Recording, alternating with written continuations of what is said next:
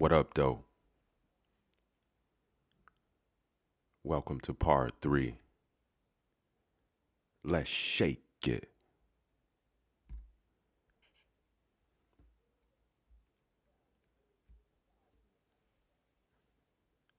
Pine Level was my whole world when I was growing up. The first time I went to Montgomery, the nearest big city, I was about 8. My mother kept her teacher's license current by going to summer school at Alabama State Normal, a black teachers college that is now Alabama State University. We traveled from Pine Level to Montgomery by car. I don't recall ever in my early years riding a public highway bus.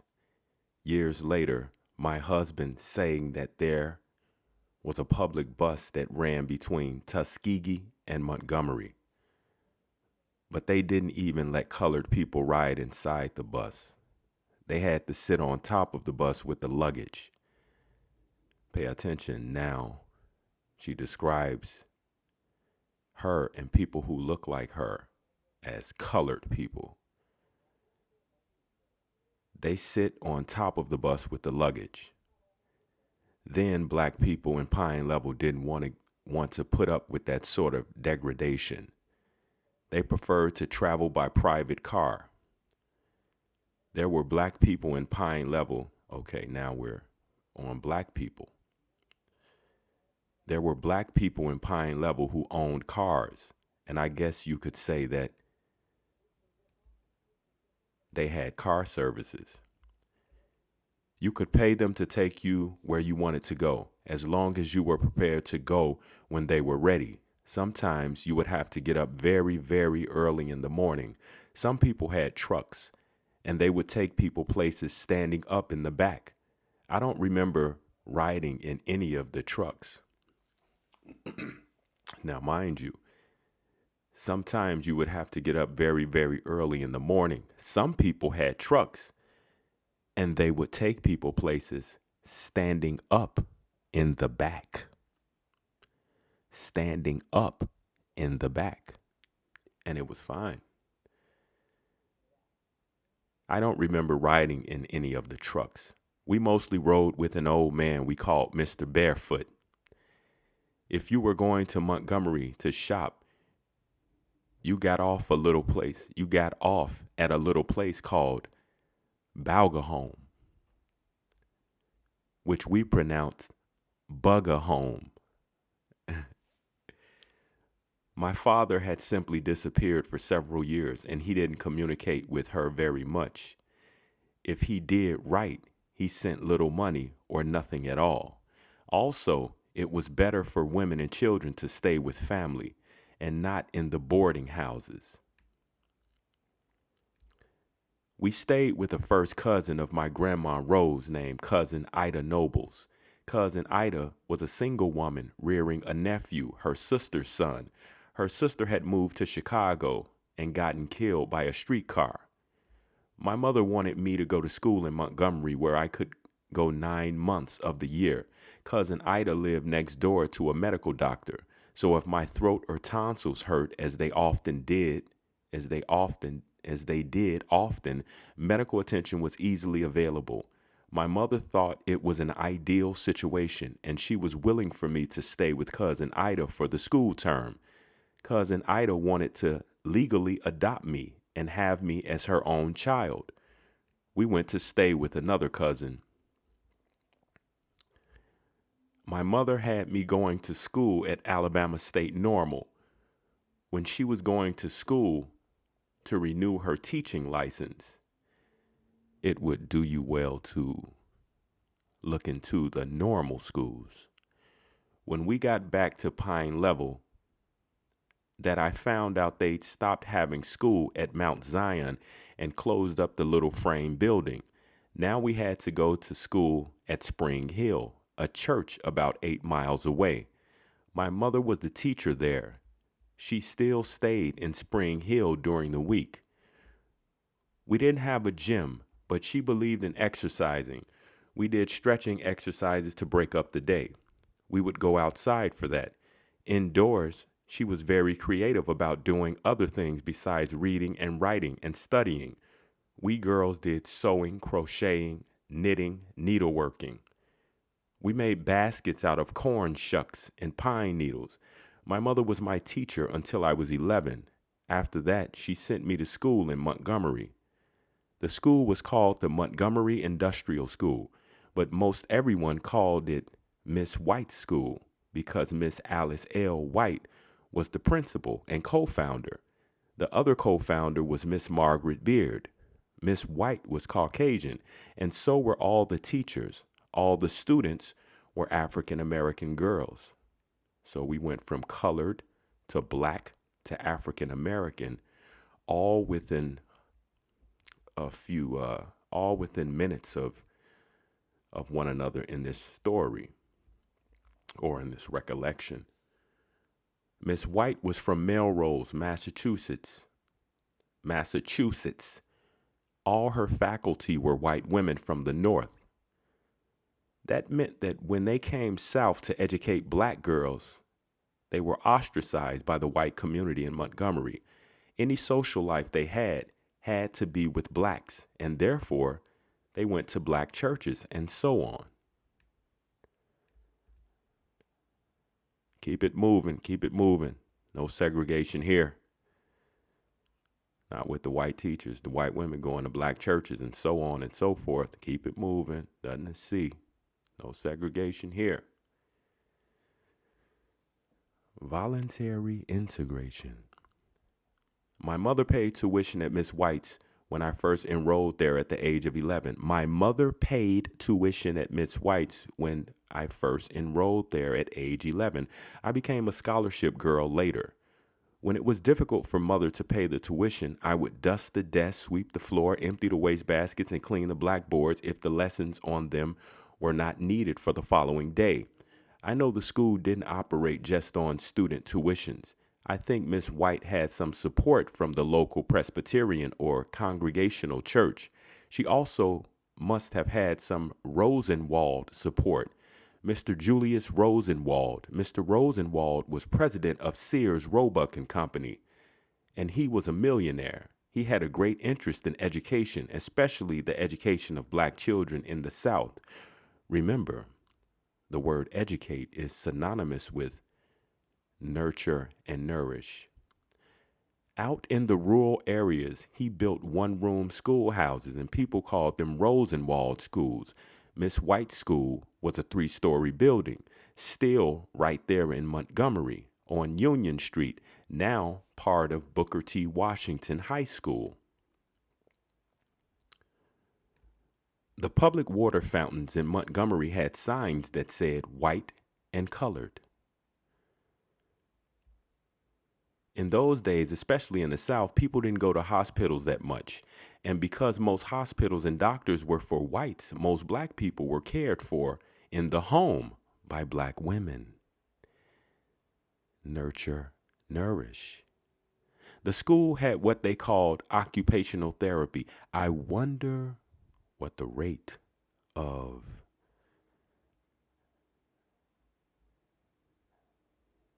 deaths were during labor or during pregnancy or labor at that particular time. I'll have to look into it. The school had what they called occupational therapy. We made things, including garments. I learned quite a bit about sewing. The older students had rug weaving. I never got to that. What I learned best at Miss White's school was that I was a person with dignity and self-respect, and I should not set my sights lower than anybody else.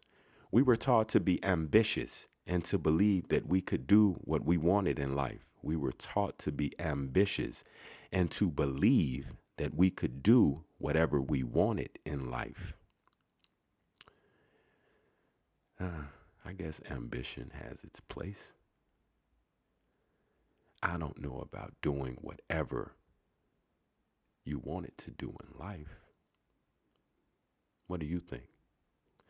I had learned it from my grandparents and my mother too.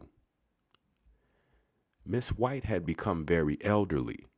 None of the teachers at Miss White's felt they could step in and take over the school. and there was no one else to take her place. I guess running a school for black girls wasn't a very attractive thing for white people to do. Miss White left the South and went back to Massachusetts, where she died a few years later. I remember getting a letter from her after she went back to the North. By the time I started at Booker T Junior High, Aunt Fanny had moved to a black neighborhood, so I moved back in with her. One day, her daughter Annie Mae and I were picking berries in the lot. There were white homes nearby. A little boy was looking at us and he said, "You nigger better leave them berries alone." So she and I started at him, telling him what we do to him. There was a fence separating us from him, but we said, "If you come over here, we'll give you a good beating." Told you, Rosa was a G. We lived close to some woods, and there was a creek, and we were walking through the woods picking up sticks to take back to the house for firewood. My brother was with us at the time, going to school in Montgomery. A crowd of white boys in their teens got after us and threatened to throw my brother in the creek. He wasn't as large as they were, but they were talking about throwing this big nigger into the creek.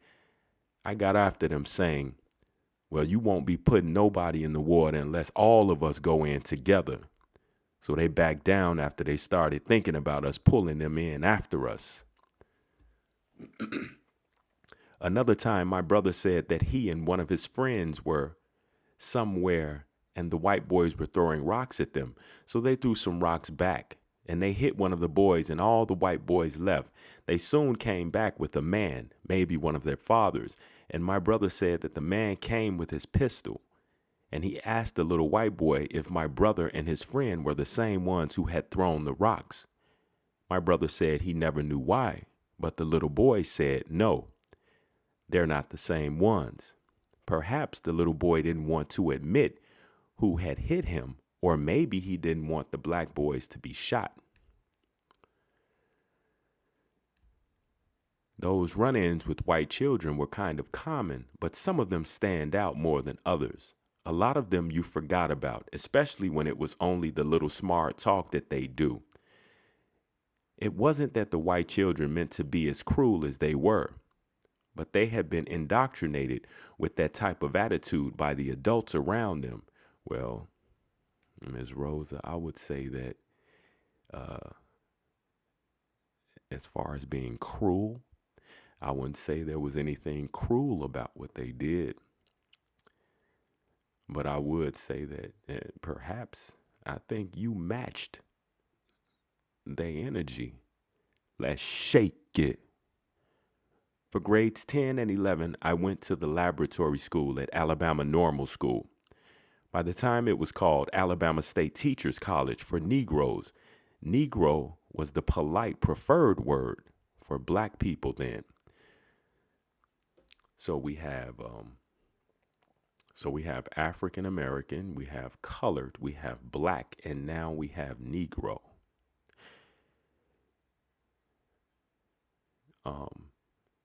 The labels are endless.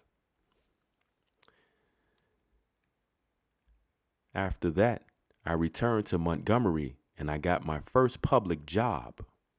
Before that time, I had done domestic work, cleaning people's houses from time to time.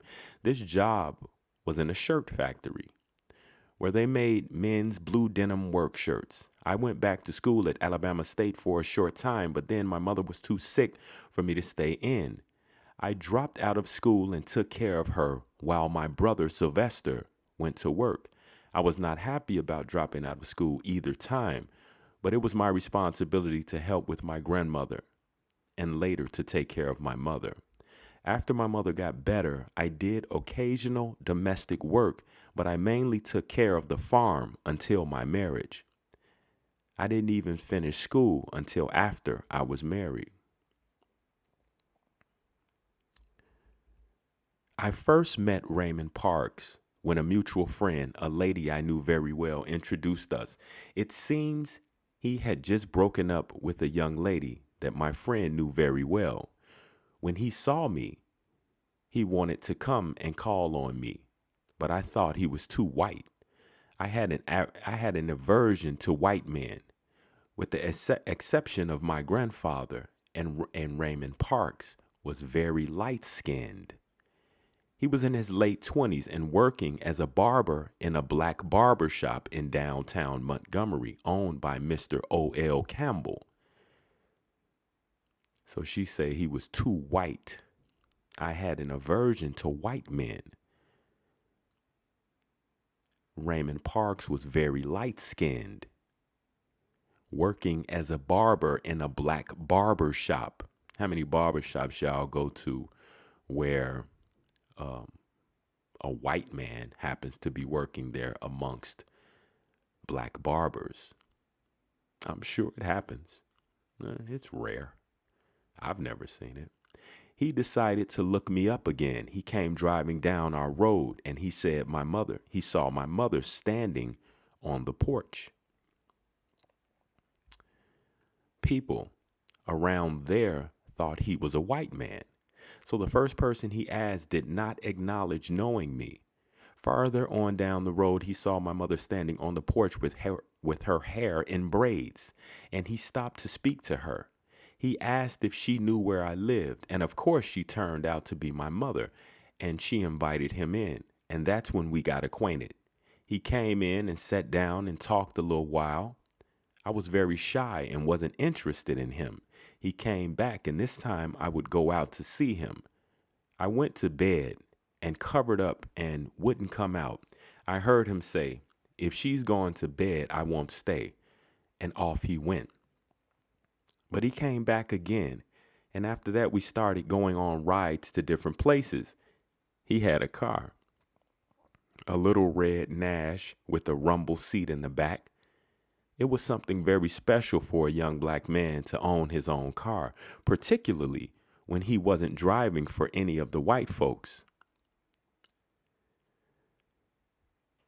We young people used to sit in the rumble seats and get rides from some of the fellows when they were driving white people's cars, unbeknownst to the white people, of course. Parks, everyone called him Parks, was a very nice person, and I enjoyed talking to him. He was born on the 12th of February in 1903. So Parks was about 10 years older than she was.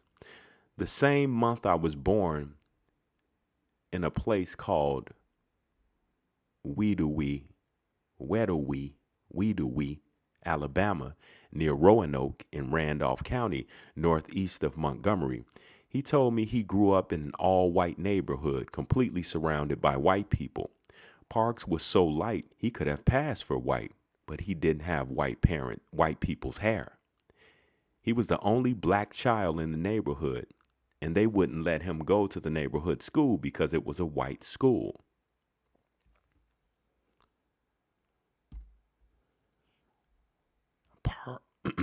Park said he always did his best to get along, but whenever white people accosted him, he always wanted to let them know he could take care of business if he had to. They didn't bother you so much back then if you just spoke right up. But as soon as you acted like you were afraid, they'd have fun with you.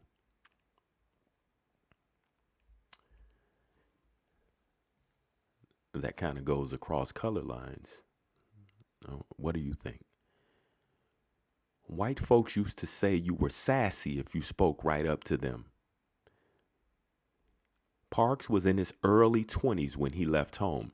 He spent some time in Tuskegee where he learned barbering. He was the first man of our race, aside from my grandfather, with whom I actually discussed anything about the racial conditions, and he was the first aside from my grandfather and Mr. Gus Vaughn, who was never actually afraid of white people. He was the first. Parks believed in being a man and expected to be treated as a man.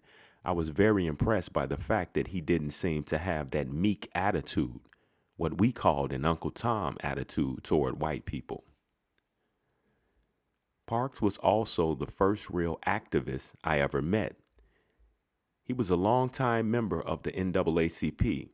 He was in his 20s when he left home. He was a longtime member of the NAACP. At this particular time, the National Association for the Advancement of Colored People, when I met him. Oh, okay. So when she met him, he was in his, I'm not sure, but he seemed young. And she says he was a longtime member. So I guess membership, there wasn't a minimum age for membership. I'm not sure. Let's shake it. The second time Parks and I were ever in each other's company, he talked about getting married. I hadn't given marriage a thought at all. He spoke about it, and I didn't pay it any attention. But one day he said, I really think we ought to get married. And I agreed with him. The next day when I was at church, he asked my mother's permission to marry me. And when I came home from church, she told me that she had agreed. My husband was very supportive of my desire to finish school, and I went back to school after we were married. I received my high school diploma in 1933 when I was 20 years old. I had a high school diploma, but I could only get jobs that didn't need a high school diploma. In 1941, I got a job at Maxwell Field, a local Army Air Force base. The base was integrated because President Roosevelt had issued an order forbidding segregation in the public places, trolleys, or buses at military bases. I could ride on an integrated trolley on the base, but when I left the base, I had to ride home on a segregated bus. I did not experience any unpleasant incidents.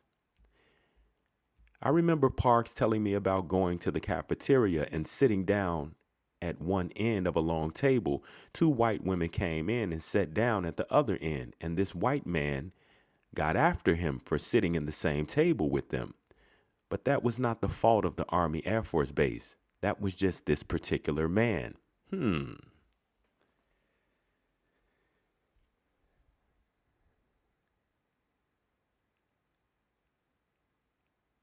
That was just this particular man. Makes me think of how everything seems to be racist when there's one particular person that's out of pocket.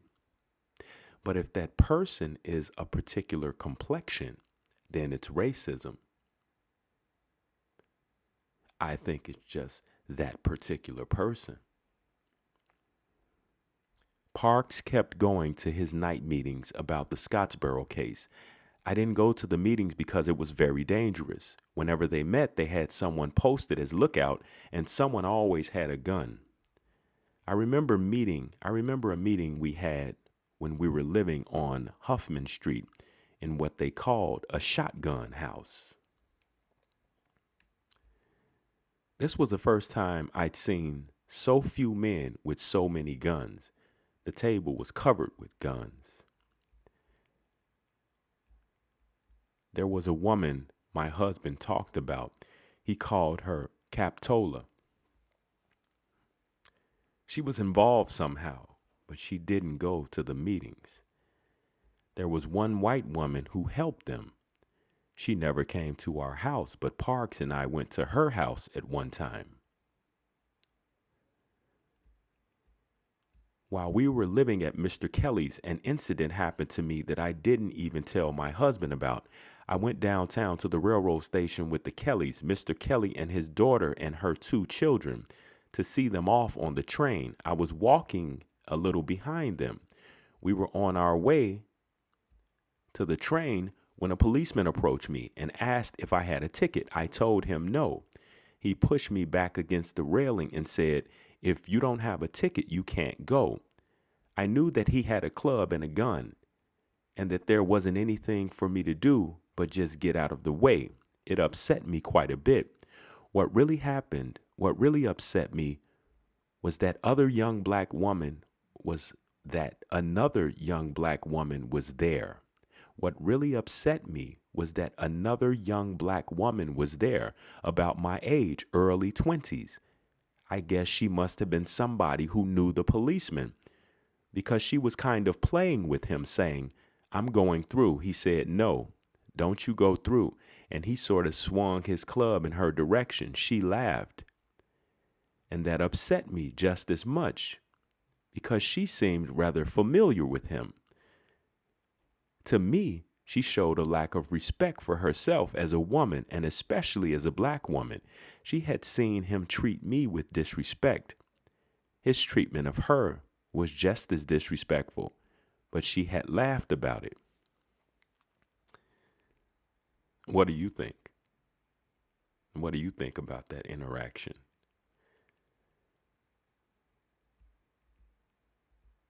I'll keep my thoughts to myself.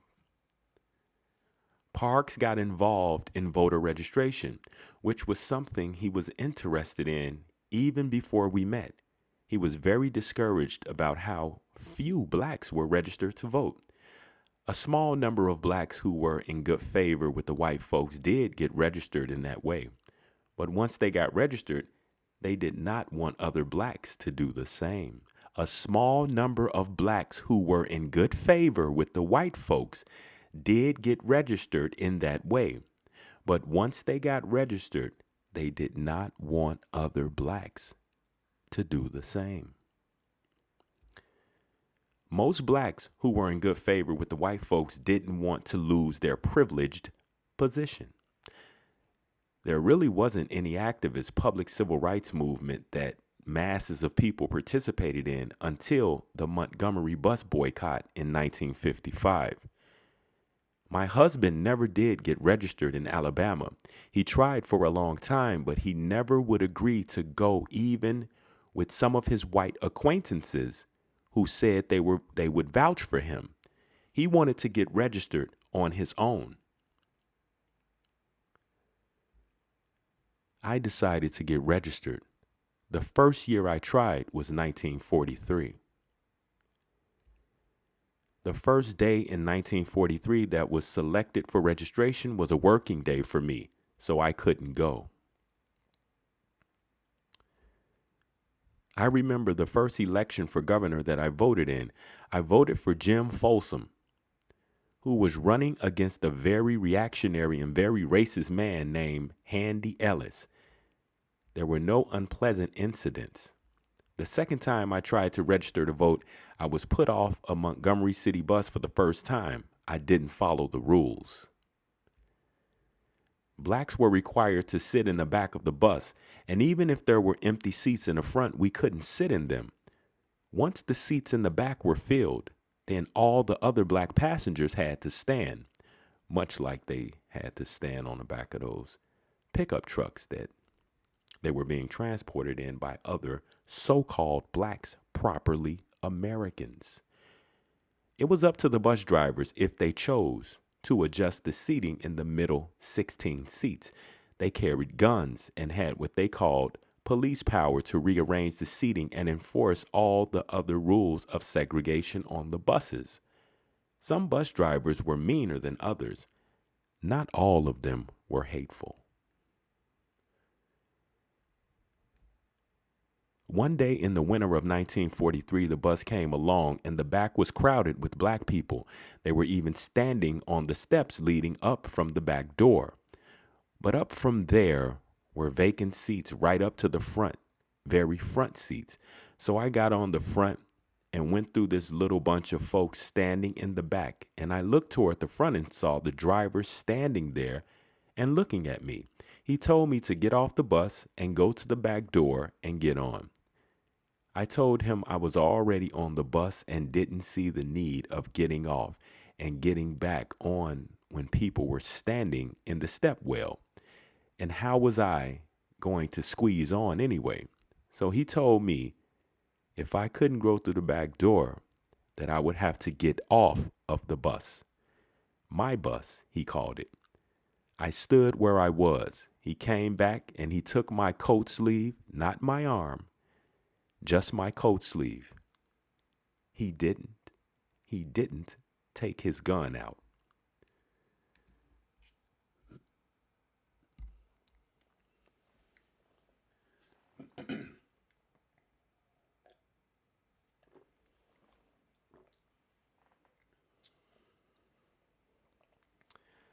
Very interesting how I always preferred the back of the bus,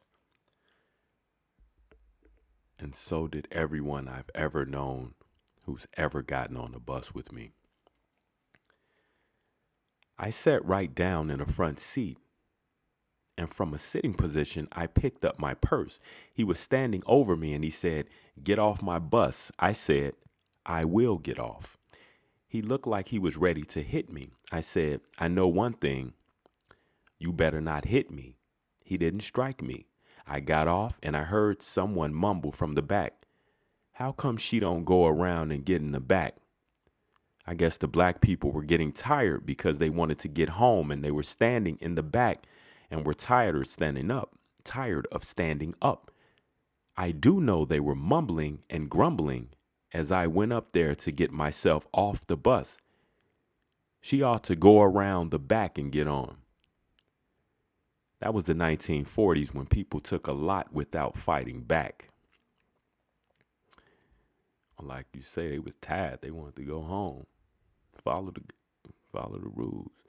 I never wanted to be on that man's bus again. After that, I made a point of looking at who was driving the bus before I got on.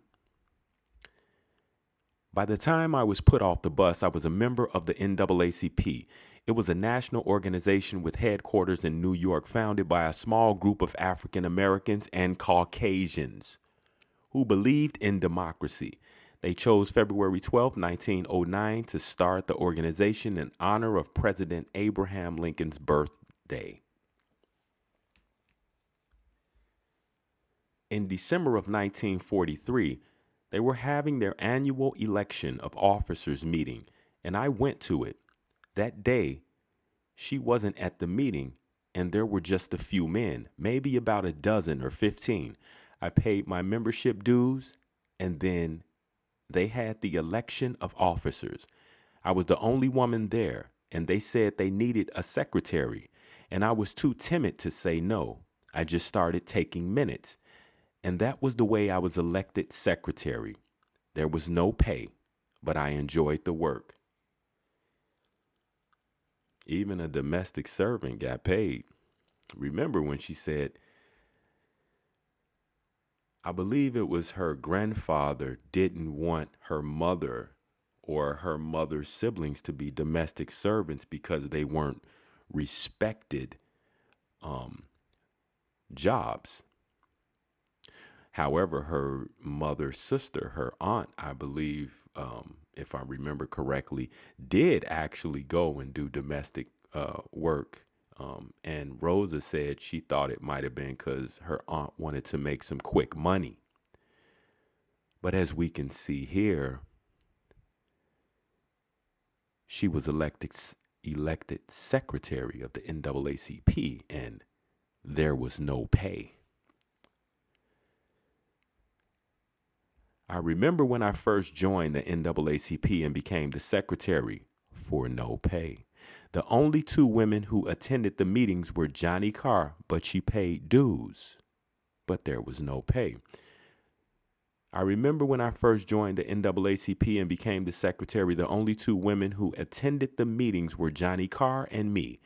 Mr. E.D. Nixon was president then, and once in a while, Mr. Nixon would come to a meeting, but I think she just kept up with the meetings because he was always on the scene. I remember I would be working hard trying to get articles out for Mr. Nixon, sending letters and going to meetings, and he would just laugh. He used to say, "Women don't need to be nowhere but in the kitchen."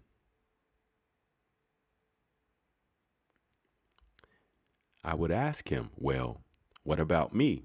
He would respond, "But I need a secretary, and you are a good one."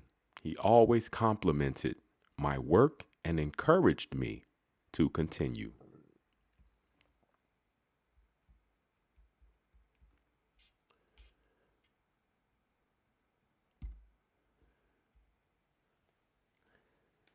This concludes part 3 of Rosa Parks' Tired. Her feet hurt.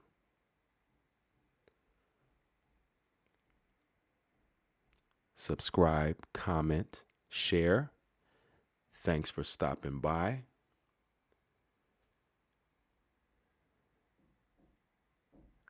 And do the right thing.